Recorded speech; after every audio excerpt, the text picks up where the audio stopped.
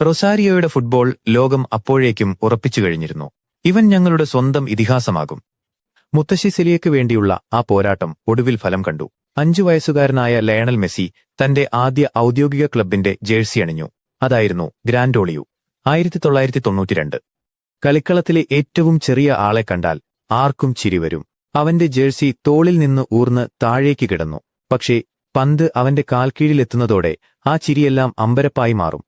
ലിയോയുടെ കാലുകൾക്ക് വെറും വേഗതയല്ല ഉണ്ടായിരുന്നത്, അതിനുണ്ടായിരുന്നത് താളമായിരുന്നു. അവൻ പന്തിന് ഡ്രിബിൾ ചെയ്ത് നീങ്ങുമ്പോൾ അത് വെറും ഓട്ടമായിരുന്നില്ല, അതൊരു തരം ലഹരിയായിരുന്നു. എതിരാളികൾ അവനെ പിടികൂടാൻ ശ്രമിച്ചു. ആ കൊച്ചു ശരീരത്തിലേക്ക് അവർ ഇരച്ചുകയറി. എന്നാൽ ലിയോയുടെ കാൽവെപ്പുകൾ, അതവർക്ക് നിഴലിനെ പിടിക്കാൻ ശ്രമിക്കുന്നത് പോലെ തോന്നി. പെട്ടെന്നുള്ള ദിശമാറ്റങ്ങൾ, അവിശ്വസനീയമായ ബാലൻസ്. ലിയോയെ വീഴ്ത്താൻ ആർക്കും കഴിഞ്ഞിരുന്നില്ല. The machine of 87. ലിയോ, ആ കൊച്ചുകുട്ടി, റൊസാരിയോയിലെ ഫുട്ബോൾ മൈതാനങ്ങളിൽ ഒരു അത്ഭുതമായി മാറി. അവൻ പന്ത് തട്ടുമ്പോൾ ആളുകൾ തലകുലുക്കി സമ്മതിക്കും, ഈ കുട്ടിക്ക് എന്തോ പ്രത്യേകതയുണ്ട്. 3 വർഷം ഗ്രാൻഡോളിയുവിൽ കളിച്ച ശേഷം റൊസാരിയോയിലെ ഏറ്റവും പ്രശസ്തമായ ക്ലബ്ബായ ന്യൂവെൽസ് ഓൾഡ് ബോയ്സ് അവനെ തങ്ങളിലേക്ക് വിളിച്ചു. 1995.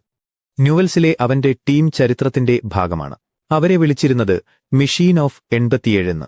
ലിയോയും അവന്റെ സമപ്രായക്കാരും കളിച്ച മത്സരങ്ങളിൽ അധികവും അവർ തോറ്റിരുന്നില്ല.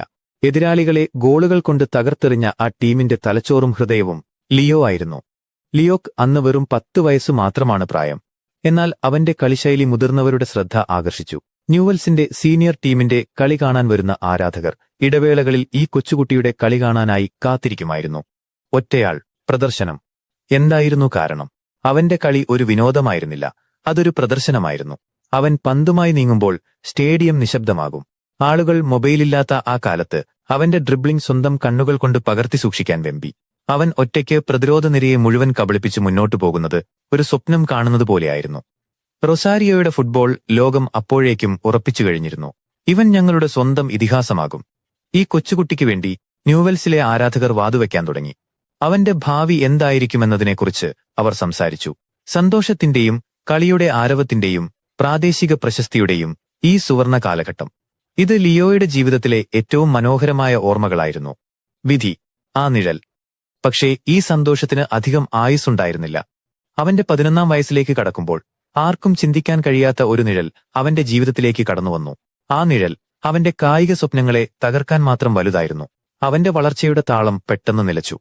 റൊസാരിയോയിലെ ആ ബാല്യം ഇവിടെ അവസാനിക്കുകയാണ്. ഇനി വരാനുള്ളത് അവന്റെ ജീവിതത്തിലെ ഏറ്റവും വലിയ പോരാട്ടമാണ്. അവന്റെ ശരീരത്തോടുള്ള പോരാട്ടം.